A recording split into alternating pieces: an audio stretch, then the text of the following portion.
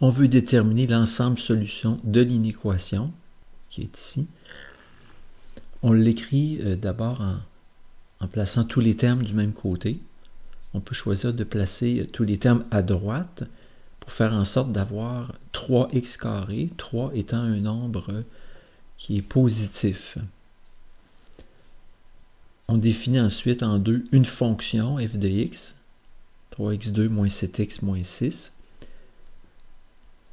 À l'étape 3, on détermine les zéros de la fonction en écrivant le trinôme égale 0. La fonction égale 0. Ici, on peut factoriser par produit-somme, deux nombres dont le produit donne 3 fois moins 6, moins 18, et la somme donne moins 7. Ces deux nombres sont plus 2 et moins 9. On remplace le terme moins 7x par plus 2x et moins 9x. On effectue une double mise en évidence. On obtient ici deux facteurs qui multipliés donnent 0, ce qui veut dire que le premier facteur peut valoir 0 ou bien le second facteur.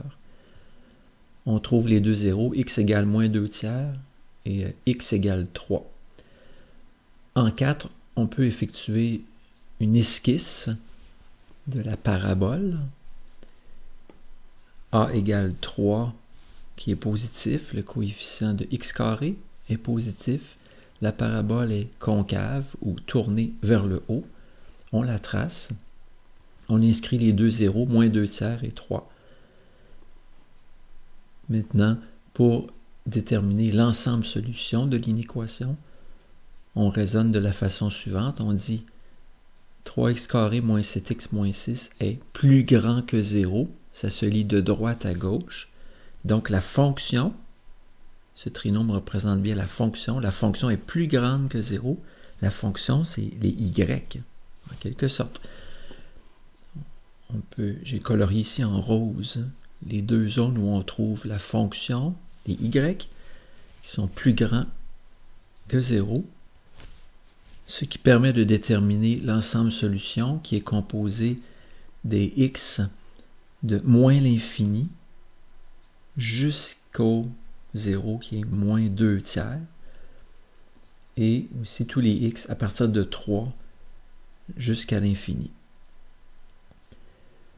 Pour l'étape 1, on peut aussi tout mettre les termes à gauche, le membre de gauche.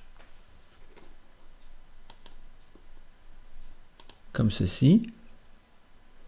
Et puisque c'est plus pratique d'avoir une parabole qui est toujours tournée vers le haut, on va faire en sorte d'avoir le coefficient de x carré qui soit positif. On y arrive en divisant par moins 1 chaque membre de l'équation, mais ce faisant, le symbole d'inéquation va être inversé.